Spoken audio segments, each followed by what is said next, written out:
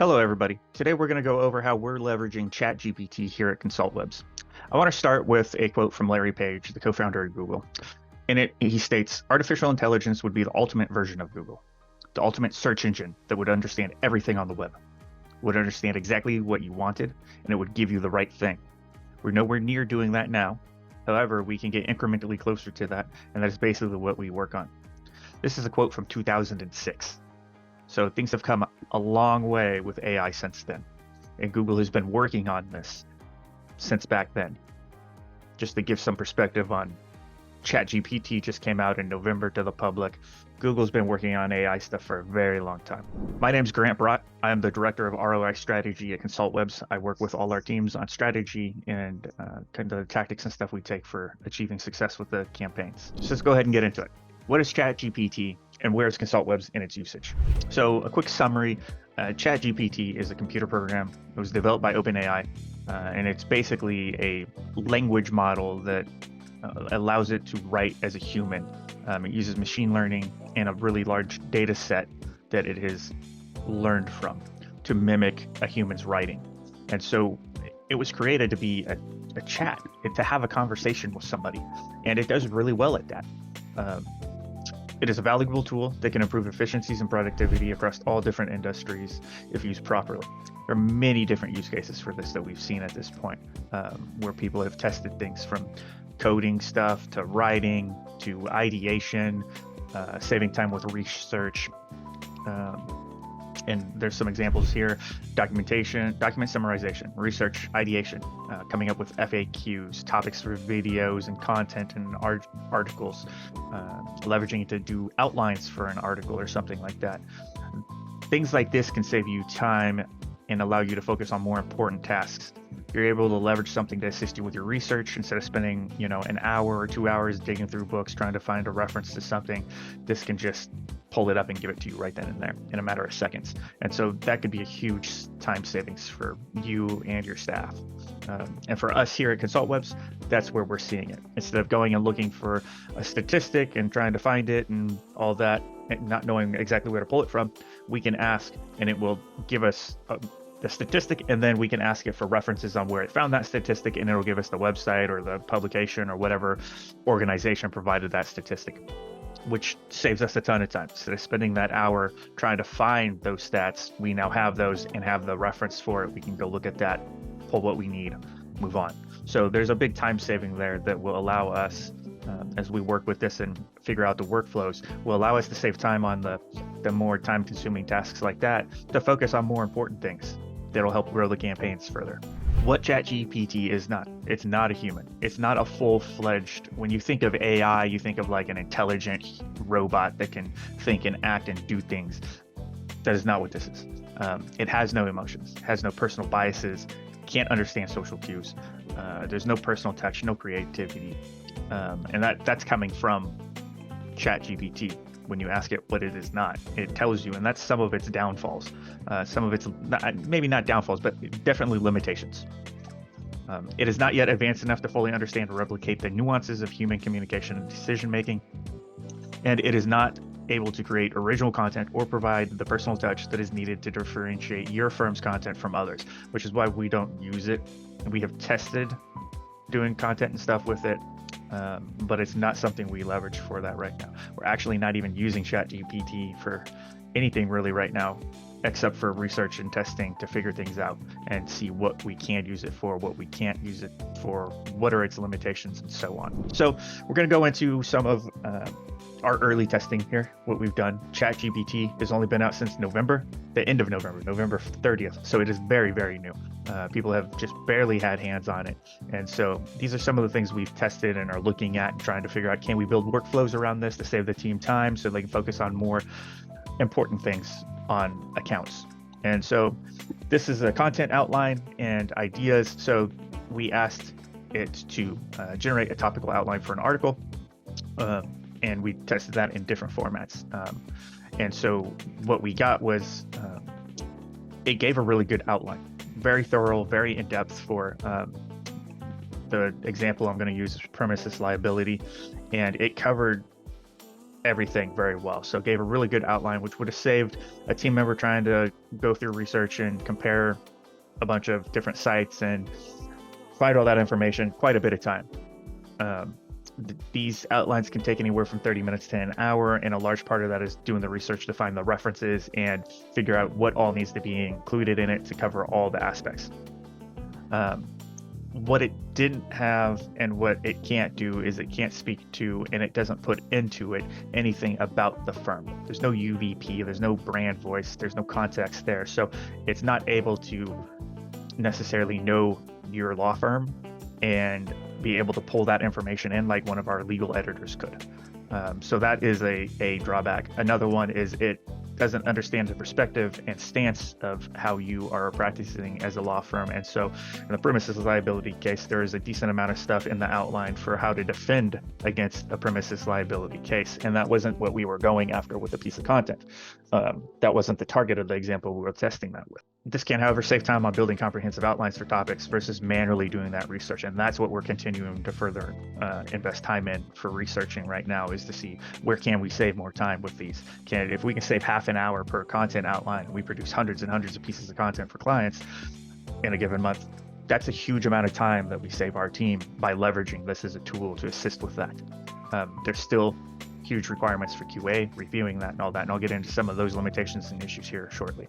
The next topic is research. I kind of already covered this. We asked it for some specific location-based laws, and it gave us the references to those laws. The result, though, was based on its data set, which only goes up to 2021. So anything from that point forward is out of date. And so while we can pull statistics and stuff and get that information, what we're really looking for in that when we're doing research and testing this with this is, where are those references?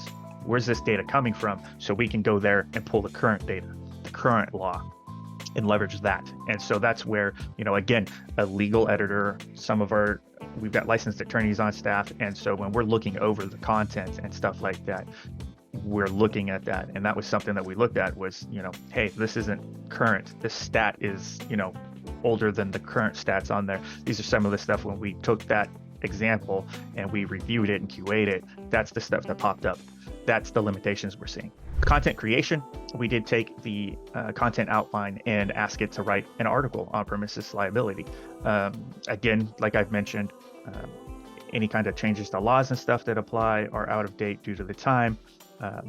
So the machine doesn't understand the full context of what we're asking necessarily, doesn't understand your brand voice, and it returned, when we ran our tests on it, very high levels of plagiarism, because it's not, like I mentioned earlier, it doesn't have creativity. So it's pulling from that data set. So it's pulling from a set of websites and data that's out there, and it's building a page of content off of that. And so you get duplicate content, plagiarism issues and stuff like that. The other side of it is, the main reason we don't see it as a feasible way of writing content is that Google can tell that it's AI generated. It has stuff in place already in its algorithms to detect AI generated content and to demote it. So even without all the limitations we've encountered with it so far for writing content, the demotion standpoint and the fact that Google knows what it is a stopping point right there for us. So we will continue to use our legal editors and writers that have years of experience in the legal industry to do the content we do for clients. We took that and we continued that. We're like, well, okay, so it's got plagiarism, it's got duplicate stuff in here. Can we edit that out, and what would happen? Would it still get picked up as AI generated content? Would it still have high levels of plagiarism? And so we were able to get the plagiarism completely solved, take that completely out of the picture. However, even after doing editing, it still showed up as AI generated content. And so therefore it would get picked up by Google, it would get demoted, and it would just be a waste of all our effort to do that. The next thing here, we ran it through grammar inaccuracies. We even went further with our editing to really try to rework a lot of it if anything looked at all kind of, well, let's try and edit this a little bit and tweak it there to see if we could get it to show up as written by a human. And it still showed up as having high levels of AI written content. And at that point, to put that amount of effort into having one of our legal editors edit a page of content that much to get it to that point, it's far more efficient for us to just have a writer write that content and our legal editor edit that content. So it's still far off from being able to, at least from our standpoint for the legal industry, is not at a point where we could use it for content we're going to publish on a client's website. Email and social media marketing, we're looking into this a little bit.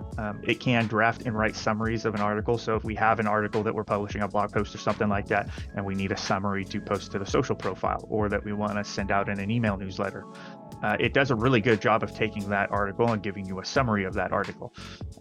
The other side of this is Google's not trying to index that. So there's not a threat of demotion or anything like that. So we can save a little bit of time potentially here with coming up with summarizations of what has been written.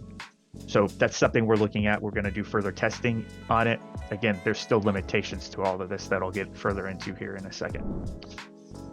When you go to ChatGPT with the limitations, it even states right off the bat what those are. It may occasionally generate incorrect information, which means the team has to QA anything that it puts out. The content outlines, which were very simple things to do, you would think, we still, in QAing that to review and see what it did, found several different things that we had to remove and change. And so regardless of what it is that gets put in here, you still have to spend that time editing and reviewing it because it may not put the correct information in there. It also doesn't have the context and emotion and all of that stuff. So that's another limitation. May occasionally produce harmful instructions or biased content. Again, you got to review everything that comes out of this tool at this point. Limited knowledge of the world and events after 2021. Going back to research and stuff like that, great to find the reference. You still have to go to that reference and pull the most accurate information and QA it. And so that's a big limitation in the legal industry with dealing with laws and stuff. We have to make sure we've got the most accurate stuff, which is why it can be used to get us that reference, but that's about as far as we can go with it right now. Again, mentioned lack of originality and creativity. ChatGPT creates text based on the data it has been trained on, and that data goes up to 2021. It will not be able to come up with truly original ideas or solutions. It's pulling from stuff that's already out there. So it's not going to be an original new idea or solution to something. An example, a law firm requests ChatGPT to write a compelling and emotionally resonant story about a client's experience working with the firm. So this requires a deep understanding of a client, personal experience. ChatGPT just doesn't have that. It can't handle that. And so that personal touch, your 20 years of experience, my 20 plus years of experience in digital marketing, when I ask it something, it can't put that into the content. It can't reflect that experience. It's not going to know to tweak this here and phrase it like this. So it's very much just pulling, copying, and pasting to a certain degree information to create a piece of content for you or a response for you. So great for having a conversation, asking it questions you want to ask it to get you a recipe for a chocolate cake. It'll spit that out in a snap, like basic stuff like that. But when you get into the real technical stuff, that's where there's a lot of QA, a lot of just, it's not personalized. Again, lack of personal touch. ChatGPT doesn't understand the emotional needs of clients. This can limit its ability to connect with them and provide them with the personalized service they need. And then there's an example here where we asked it to write a social media post and it gave kind of this response that wouldn't be what we're looking for. We say write a social media post about the importance of empathy and understanding when dealing with clients who have experienced loss in their family, and this is the result. It's not the most ideal thing. There's no feeling of who you are from a firm standpoint, your unique perspectives and stuff like that. And so again, lots of limits here with this stuff. Lots of opportunities to save time for team members, for us, and for you, I think, though. Search engine penalties and legal action. I touched on the fact that Google can detect this and already has the motion steps in place for it. It's been there, so that's not something you should be concerned about. It's not something that's coming. It's already in place and functioning. Legal action, though, has not been brought up. Plagiarism is something that can get you in trouble.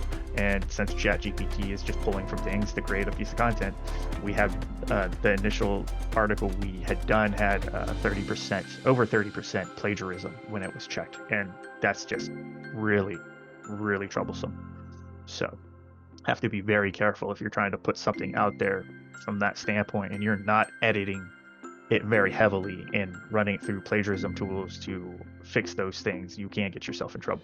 We've had to go after other websites for scraping and pulling exact copies of clients' content before, when we run checks and stuff to see, hey, is there duplicate content on the site? And sometimes that shows up, and when we look, oh, hey, well, this was written by one of our editors, and this website's got this page word for word over here, and then usually that leads to, we find more than just one page. Usually it's several dozen pages, and they've created a website by just scraping a client's website. So what do we do to prevent your site from being penalized? So right now, we do not allow its use to create articles for clients, because Google can detect that it's AI and demote it. It's a no-go from the start right there. We are currently testing several AI detection tools to check content. We want to know what is being picked up as that and what's happening with that. And so we are testing tools to have a safety check kind of thing in place for that stuff. We are doing further testing on the ideation side, the research, and the content outlines areas. We see these as being areas that we can save tremendous amounts of team's time from doing those in a manual way. And that's something for you all to potentially look into. Could a paralegal use this to pull references and information and do research and come up with outlines for things? I'd highly encourage you to just kind of go in there and play with it. Think of, okay, what do I do on a daily basis that is time consuming, and could I ask it to do this, and would it save me time? Don't look to it to, like I said, you don't want it to write the content for you, because you got to do a lot of QA and then backtrack and research to make sure everything's accurate. But in getting everything you need to write whatever it is you're trying to do, could be a time saver. All content continues to go through our legal editors prior to being sent to clients. Our processes are not changing because of ChatGPT. Right now, we are still in the early phases of testing even the ideation, research, and content outline side of things to try and figure out, can we use this? And if so, what's a workflow for it look like for a team member to go through to use it? Where do they got a QA? What do they got to look out for? So we'll continue to test. But our content editors review and edit every piece of content we produce. We also run content through grammar and plagiarism checkers, so we're always looking for that. We know what is, for our stance, what is above or below acceptable, and so we check that. If you do have any questions about this, feel free to reach out. My email is here on the screen, and I'd be happy to answer any questions. We do see this saving time for our client staff potentially at some point, figuring out workflows for that, and for our team also, we're looking at how can we save team members time doing tedious tasks that happen on a recurring basis. So thank you, and I'll talk to you all soon.